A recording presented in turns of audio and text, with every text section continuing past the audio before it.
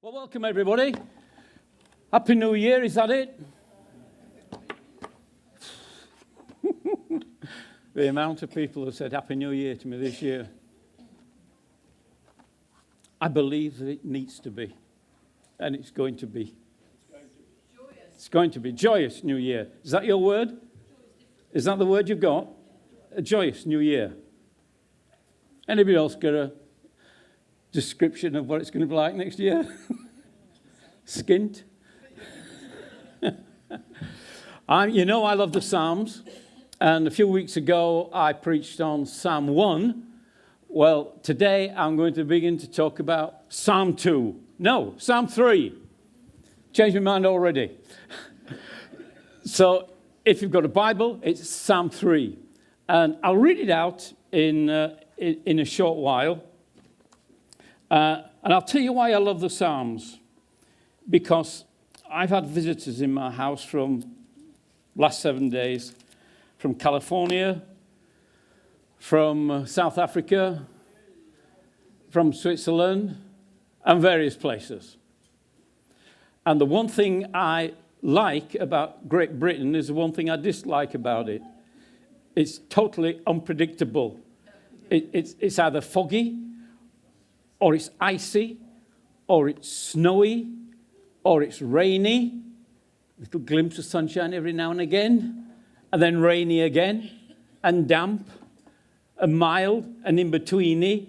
And the great thing, joyous, all the thing about Great Britain, it's so varied, you never know. You know, I was trying to get all these people back to the airport, and I'm madly sleeping at night thinking, am I going to get up on the hill to get them to the airport? Is it going to be snowed in? Are they going to be closed? Am I going to get rid of this host of people that are staying with me? Rid is the operative word. And so anyway, they went. And they're going back to the sunshine, they're going back to the icy snow of Switzerland and all other places, and it's brilliant. But the book of Psalms, to me, is a bit like that. Life is so changeable. There are so many seasons that we go through.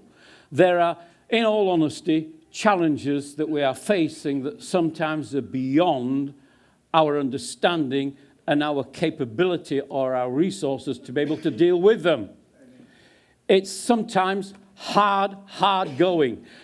And I love the Psalms because it reflects my life. It reflects real life.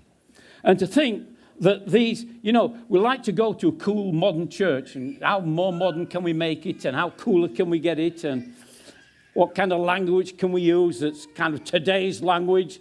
Let's all be relevant. But we're reading from a book that's thousands of years old. And here I'm reading from a psalm which is thousands of years old, and it's as relevant today as it was written by David all those thousands of years ago. Life was the same then, people same then as they are now. I remember talking to a guy who was very special to me, a guy called Tom Walker, who was a lecturer at our college. He became the head of Elim. And I hadn't travelled very much, and I was just training in college, and wondering where in the world I was going to be sent to be a pastor after I finished college. And so I did a little talk with him. He says, is there any preferred place you'd like to go? I said, well, will you tell me where the nicest people are in the country? Are they friendly here and not there? He says, Claude, you can go anywhere, and we're all exactly the same. You can go to any nation, any country, we're all the same. We're all in need of God. We're all sinners, need to be saved by grace. So go anywhere you want, or wherever we send you. And they sent me to London. I was going to go to London, and I didn't know London at all. I'm only just a Yorkshire boy from a village. I mean, London is forever to me, and I was terrified of going there. But apparently he was right. They're the same in London as they are in Yorkshire. This psalm is brilliant, and the psalms that David wrote are essentially songs to be sung. And you'll get the rhythm of this song when I read it to you. in a few moments. But before I read it, what's it going to say to us? It's going to reveal the heart of a true king, of a true leader. And I dislike that word leader, but it reveals the heart of a true leader, not a pretend leader. It's real life. It's the journey of a king, which reflects my journey, and could be it reflects your journey too. There's a major problem going on, and it is this. There is betrayal against the king, who is David. So it's a story of betrayal. There is a serious threat of annihilation. That's the end of David's life. There's a perception in this psalm that everything is out of control. There's a rebellion going on. It's all out of control. There you will hear the desperate cry of a man, not a leader, not a king, not somebody who's entitled, but you hear in this psalm the desperate cry of an ordinary guy. Because before God, that's what we are. You'll see in this psalm the bursting assurance and realization of a faith surge when he begins to find perspective in the situation that he finds himself in and that's happening all around him. You will see in this psalm that this guy gets into a place of perfect peace so he can actually sleep again. Hands up if you're good at sleeping and you get a full night's sleep. Hands up if you don't. If you're a struggle sleeping, my hand's right up there. I'm a terrible sleeper. I wake up 3 or 4 times in the night wanting to get up. I don't know. I'm just erratic. God, if I could sleep one whole night, it'd be wonderful. You'll see the peace of rest and the realization that God is with him. And you'll see the true heart of a king. Here, I'm going to read it to you. Psalm 3. Remember, it's a song. Okay? Lord, how many are my foes? And how many rise up against me? Many are saying of me, God will not deliver him. Selah. And that word Selah in the Psalms is very important. It's mentioned about 71 times. And I love this word Selah. It means pause. Stop. We have a song here. They sing the first few lines of the song, and the writer of it says Selah. Stop. In our terms, it's stop the music. Turn the music off. Give me some quiet to think. Let me contemplate. Selah. Pause. Everybody, pause. Engage in a different way. Then it goes on. But you, Lord, you're a shield around me. You're my glory. You're the one who lifts my head high. I call out to the Lord. He answers me from his holy mountain. Selah. Think. Think about what we've just read. Think about what we've just said. Think about what we've just sung. I lie down and sleep. I wake up again because the Lord sustains me. I'll not fear, though tens of thousands assail me on every side. Arise, O Lord. Deliver me, O God. Strike all my enemies on the jaw. Break the teeth of the wicked. For the Lord, from the Lord comes deliverance. May your blessing be on your people. And this psalm ends in the way I would suggest this king's heart is always toward his people. always toward his people. His people, his crowd, his tribe, his people are his people. They are God's people. So what have we got here? We're in the midst of a betrayal. He wrote this song in the midst of a betrayal. His son, Absalom, wanted to be a man of the people.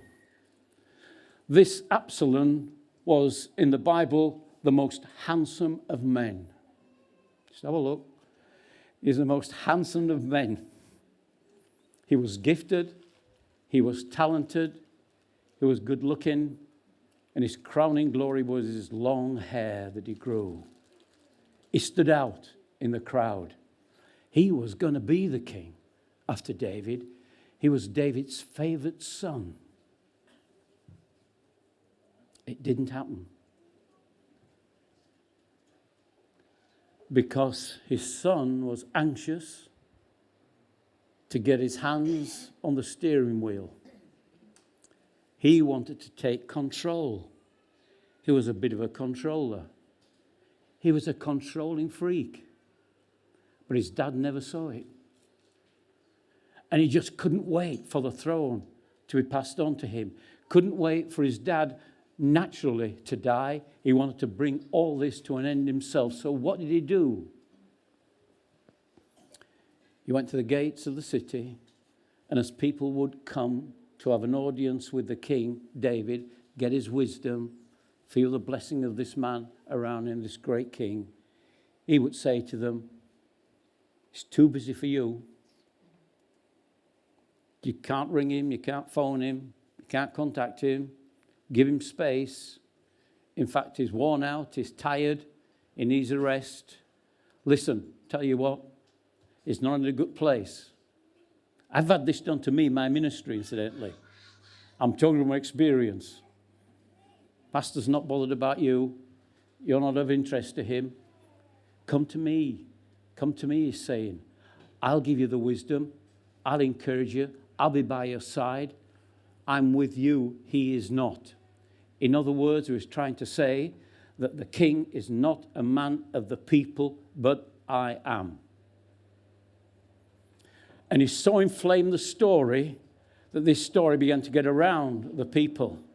And Absalom saw a moment here when actually it could cause a rebellion and turn the whole nation against the king, King David, who was God's man amongst the people, and see if it could cause a rebellion.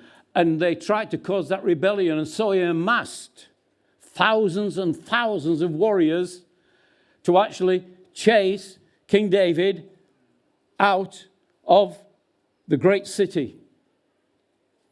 And David had to run for his life. It was murderous. His own son was going to annihilate him. His own son was going to kill him. His own son was going to dispense with him. And moreover, Absalom was getting the vote.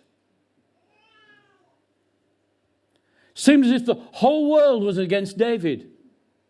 Everything he built, everything he cared for, seemed to come crashing down in a moment. The ones that were nearest and dearest and he loved so much. And the beautiful thing is, David never spoke ill of his son. But his son decided he'd bring his reign to an end. Sometimes feel that? Sometimes feel you've lived a good life and a right life and everything goes against you. And it can be real. It can be family. It can be friends. It can be people you love. Or it can be circumstances. It just all seems to change all in one go. It may have been the worst Christmas you've ever had. And you're building up for a wonderful Christmas. It could be the worst. Building up for a new year could be the worst year you've ever had, and you don't know why. And what in the world did you do wrong? And what can you do about it? This is how it was for King David. He had done nothing. It wasn't perfect. He was flawed. His son was flawed. But his son, in this great ego, wanted to be the man of the people.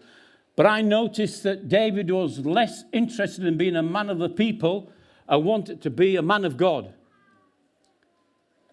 His son Absalom wasn't interested in being a man of God. He just wanted the vote, the popular vote of the people. He wanted that affirmation. He wanted to be king quick.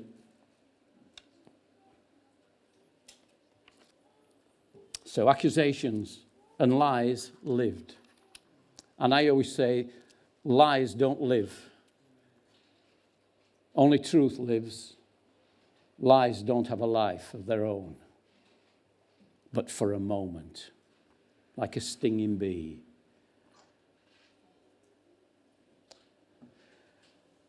When this happened, it seems as if all hell broke loose on David as he ran for his life.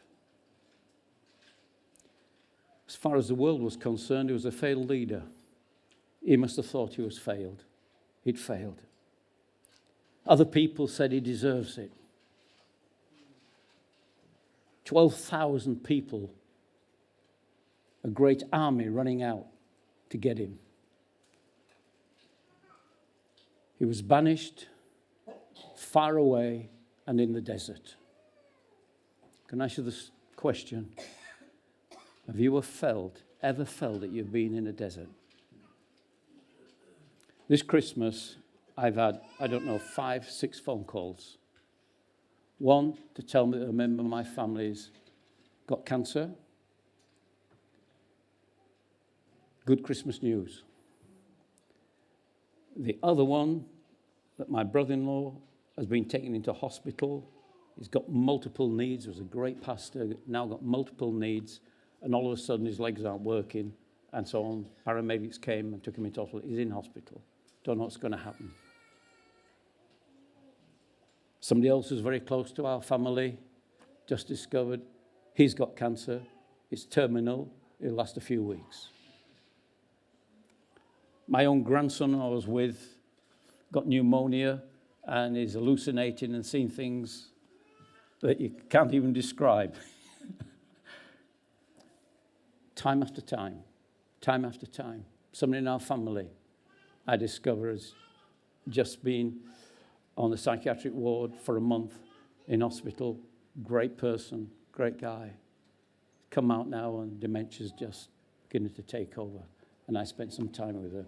Day after day after day after day. And these are people I love and people I know. And I'm watching them now step into the desert. And I know this thing. They won't sing themselves out of the desert. They'll knock tongues themselves out of the desert. They'll not big plans. There'll be no great sermon that will deliver them from the desert. There's nothing that I can say or giving a word that actually inspires people for the future that can change it. They're in the desert, and they're going deeper in the desert. And they're going to feel the full heat of the desert. Every family. Selah. Think about it.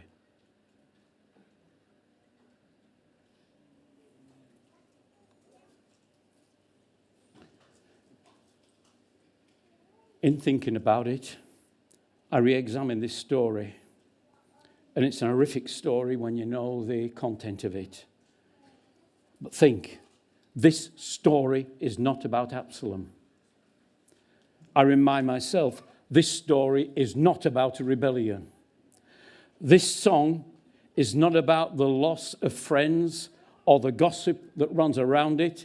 This story is not even about the desert where there is no food, there is no water, the heat is searing, and people die in the desert.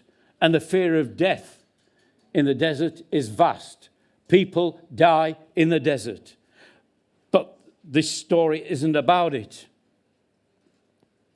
And I notice that David, in this song, as he recalls it, is not whimpering, is not grumbling even, he's not blaming anybody, he's not planning to get revenge.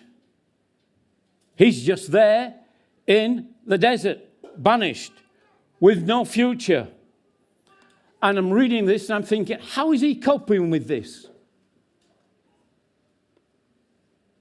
I'll tell you how he coped with it.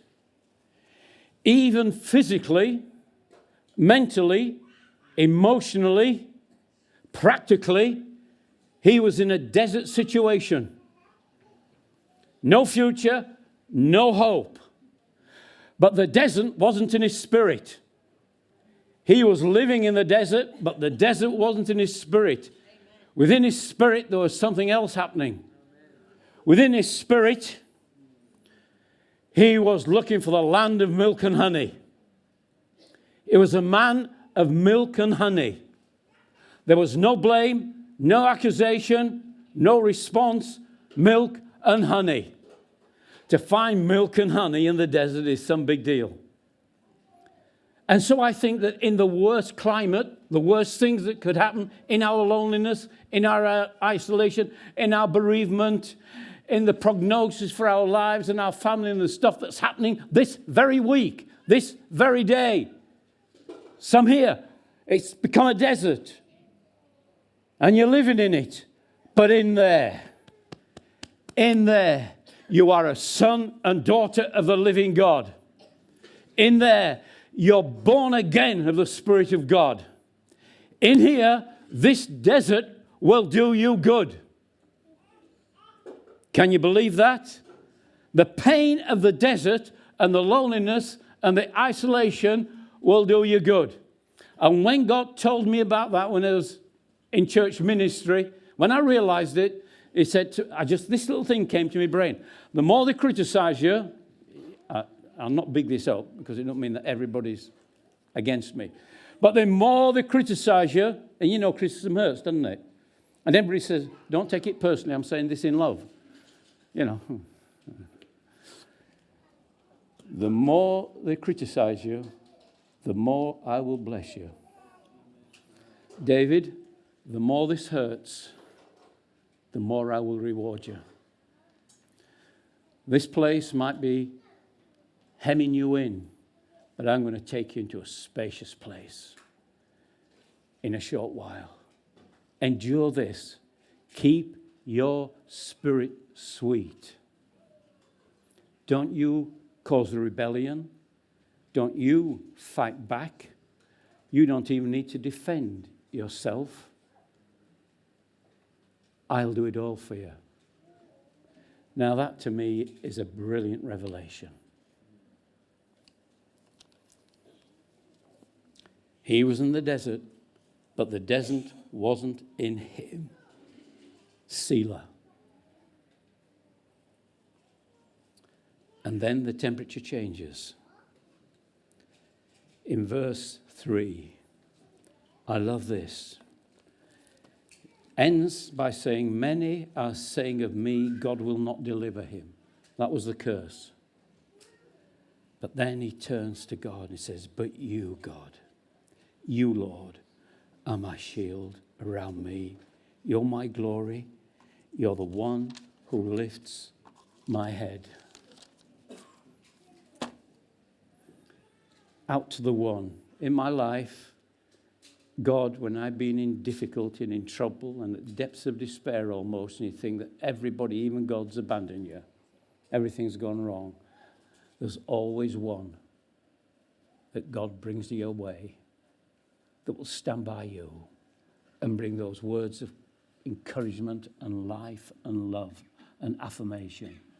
Church, we should be the people that become the one that say great things to one another and encourage one another through the desert of life. We are the life force. We are the living words. We are the people of encouragement. We can pass on the love of God and the shine of his face in one another's life.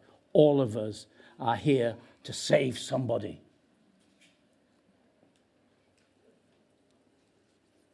But you, O Lord. And all of a sudden, he lifts his head. But you, always looking up, always looking up, always looking up. But you, the very peak of all confidence and surety. But you, O God, beyond all this rebellion and hate and murder and violence and the death that I am facing, and obliteration and isolation and excommunication. But you, oh God, who else can I look to? And then he said, you're my glory. And when I look into that word glory, I want you to hear this, because this word glory in this context is brilliant. And drink this in.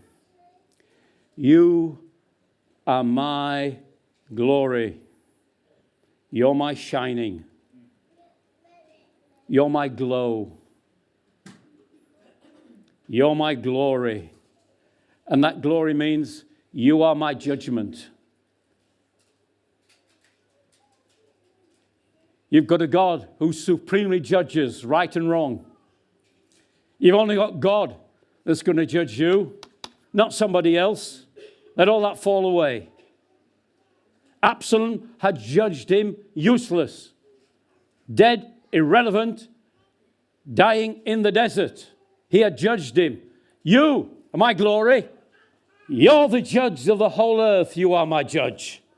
And you will judge it for right. Everybody else can judge it for wrong, but you will judge it for right. You are my salvation. That's knitted in that word glory. Deliverance. Only you can come to my side and give me salvation. Salvation. You can save me. The other word that's associated with this word glory is blessing.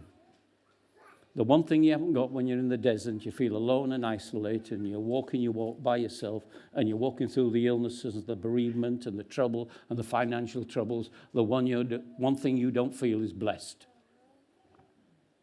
And maybe the people in the church, the community of your family, haven't been round to bless you.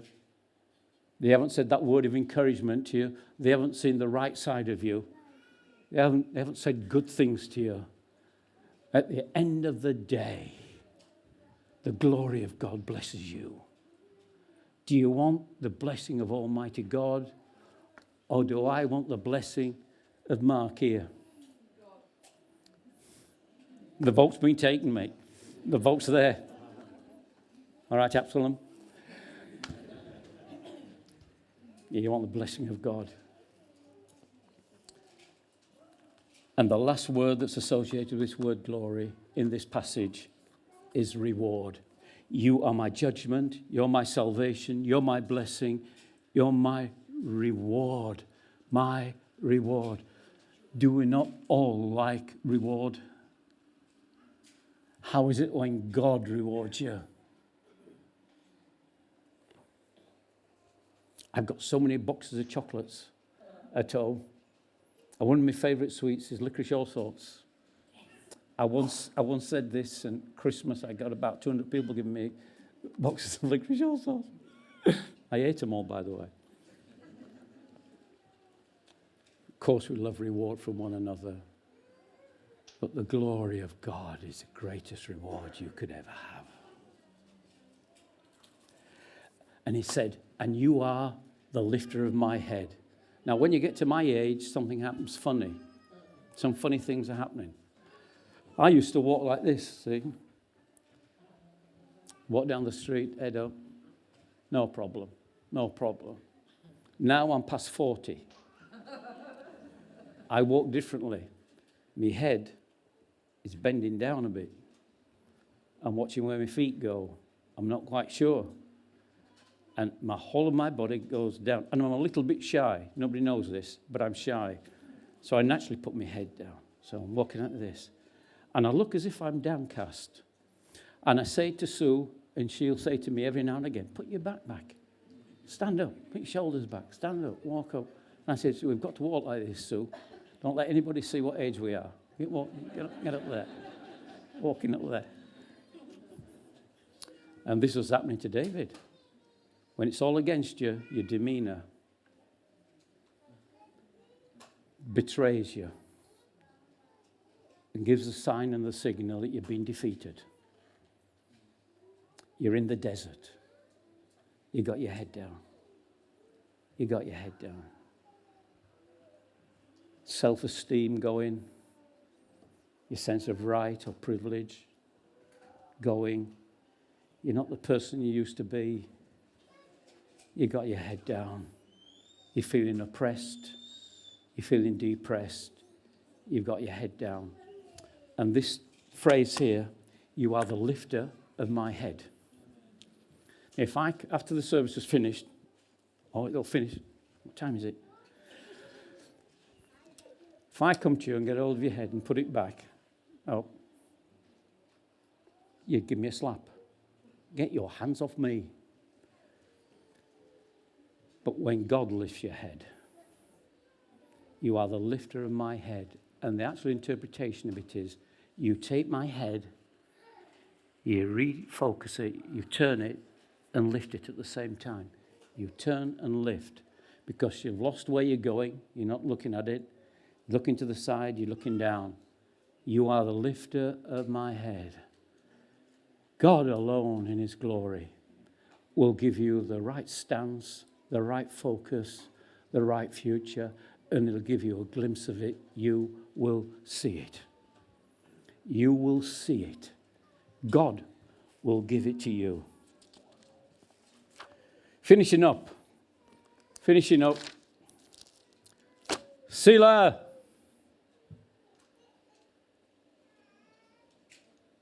I lie down and I sleep. Dear me, I lie down and I sleep.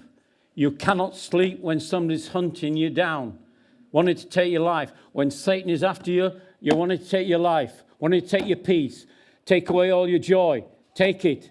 You can't. You've got your eyes wide open. Now he's seen the glory of God in the desert, in his heart. This man of the people, this man of God. And all of a sudden, even though he's got 1,200 people chasing him down, looking for him, he's not been able to sleep. But now he can sleep. Now he can sleep. Didn't have to go out and buy a bottle of wine to go to sleep. Didn't have to take any, to sleep. He slept the sleep of peace. I lie down, I sleep, and I wake again. Hallelujah. Nobody came and murdered me in the night because the Lord sustains me. I'll not fear, even though 10,000 assail me on every side now. Do your worst. Do whatever you want. Life, pile it on.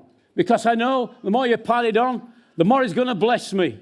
Come on, let's have it. Arise, O Lord, deliver me, God, because I'm not going to go and fight this one.